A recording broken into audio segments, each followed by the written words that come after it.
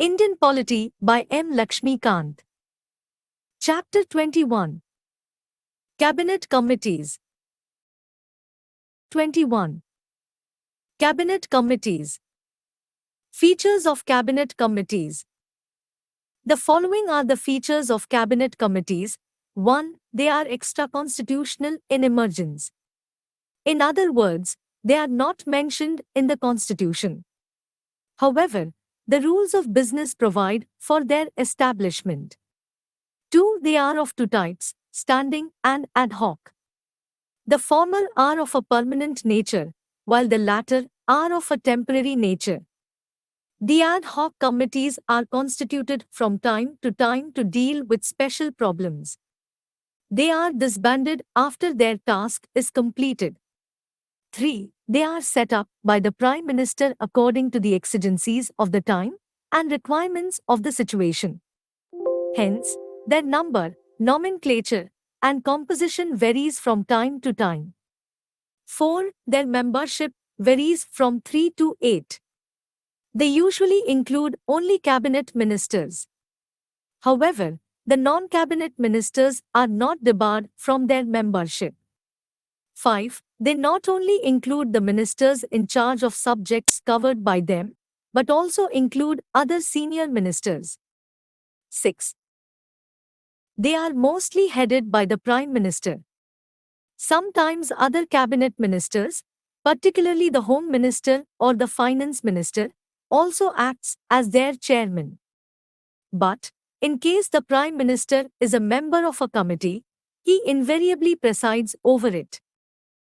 7. They not only sort out issues and formulate proposals for the consideration of the cabinet, but also take decisions. However, the cabinet can review their decisions. 8. They are an organizational device to reduce the enormous workload of the cabinet. They also facilitate in-depth examination of policy issues and effective coordination. They are based on the principles of division of labor and effective delegation.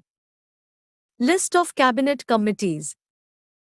In 1994, there were the following 13 Cabinet Committees: 1. Cabinet Committee on Political Affairs. 2. Cabinet Committee on Natural Calamities. 3. Cabinet Committee on Parliamentary Affairs. 4. Appointments Committee of the Cabinet. 5.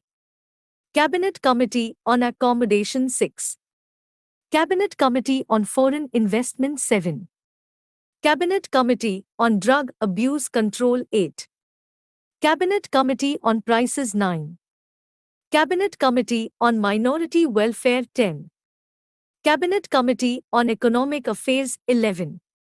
Cabinet Committee on Trade and Investment. 12. Cabinet Committee on Expenditure. 13.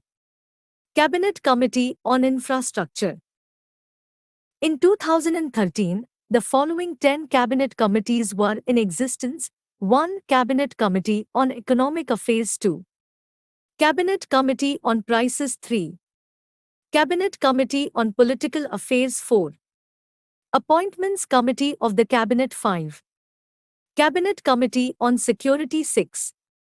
Cabinet Committee on World Trade Organization (WTO) Matters. 7. Cabinet Committee on Investment. 8. Cabinet Committee on Unique Identification Authority of India (UIDI) Related Issues. 9. Cabinet Committee on Parliamentary Affairs. 10. Cabinet Committee on Accommodation. At present, 2019, the following 8 Cabinet Committees are functional. 1. Cabinet Committee on Political Affairs. 2. Cabinet Committee on Economic Affairs. 3.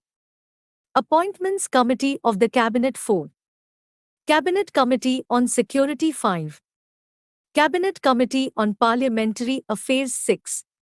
Cabinet Committee on Accommodation. 7.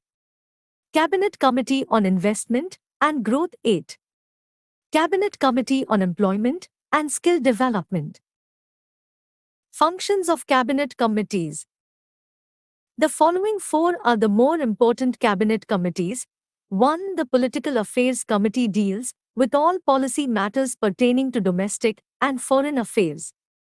2. The Economic Affairs Committee directs and coordinates the governmental activities in the economic sphere. 3. Appointments Committee decides all higher-level appointments in the Central Secretariat, public enterprises, banks and financial institutions. 4. Parliamentary Affairs Committee looks after the progress of government business in the Parliament. The first three committees are chaired by the Prime Minister and the last one by the Home Minister. Of all the cabinet committees, the most powerful is the Political Affairs Committee, often described as a super cabinet. Groups of ministers.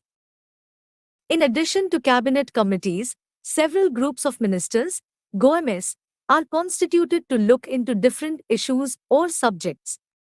Some of these GOMS are empowered to take decisions on behalf of the cabinet, whereas the others make recommendations to the cabinet. The institution of GOMS has become a viable and effective instrument of coordination among the ministries. These are ad hoc bodies formed to give recommendations to the cabinet on certain emergent issues and critical problem areas. Ministers heading the concerned ministries are inducted into the relevant GOMS, and when the advice is crystallized, they are disbanded.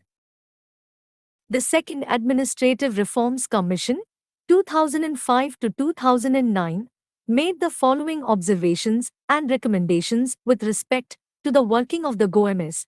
1. The Commission observed that the constitution of a large number of GOMS has resulted in many GOMS not being able to meet regularly to complete their work, thus leading to significant delays on many major issues.